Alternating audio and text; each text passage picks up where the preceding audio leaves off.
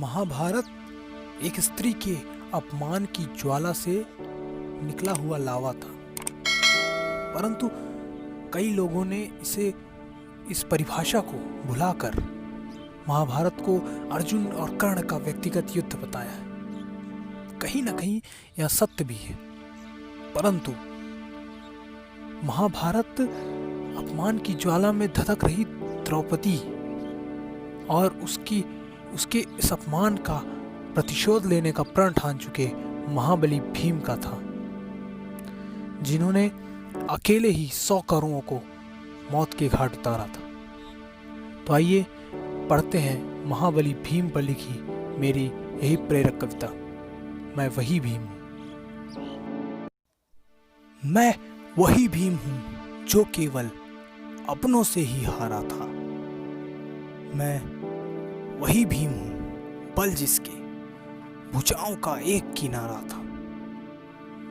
मैं वही भीम हूं जिससे जरासंध भी हार गया। मैं वही भीम हूं जिसने बजरंगी को ललकारा था।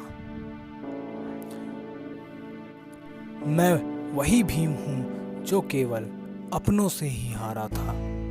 मैं वही भीम हूं बल जिसकी भुजाओं का एक किनारा था। मैं हूं समय का एक प्रहर, मैं हूं समय का एक प्रहर, मैं हूं पवन की एक लहर। मैं वही भीम हूं जिसको सबने मिलकर साधा था। मैं वही भीम हूं जिसने राक्षस को भी प्रेम सूत्र में बांधा था।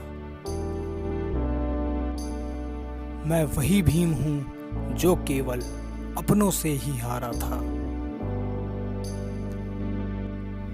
पुत्र था जिसका महावीर, पुत्र था जिसका महावीर और पौत्र महाविद्वानी, जिसके आगे विवश हो गया महारथी कर्ण सा दानी। मैं वही भीम हूं जिससे विष भी टकरा कर टूट गया, लाक्षागृह में यम भी जिसको छुए बिना ही लौट गया। मैं वही भीम हूं जिसने दुशासन की छाती का लहू पिया। मैं वही भीम हूं जिसने दुशासन की छाती का लहू पिया, अपनी प्रतिज्ञा पूर्ण कर पांचाली के केशों को संवार दिया। नहीं जानता धर्म अधर्म, नहीं जानता धर्म अधर्म, केवल कुटुंब का रखवाला था। अपनों की रक्षा के खातिर 100 कौरवों को संघारा था। मैं वही भीम हूं जो केवल अपनों के आगे हारा था। मैं वही भीम हूं बल जिसकी भुजाओं का एक किनारा था। मैं वही भीम हूं पवन पुत्र जो बजरंगी का भाई था। मैं वही भीम हूं पवन पुत्र जो बजरंगी का भाई था। धर्म की पतवार का किनारा और अधर्म के लिए खाई था। मैं वही भीम हूं जो रण में, मैं वही भीम हूं जो रण में जैसे प्रत्यक्ष कपाली था। मैं वही भीम हूं जो अद्भुत वीरता की एक प्रणाली था।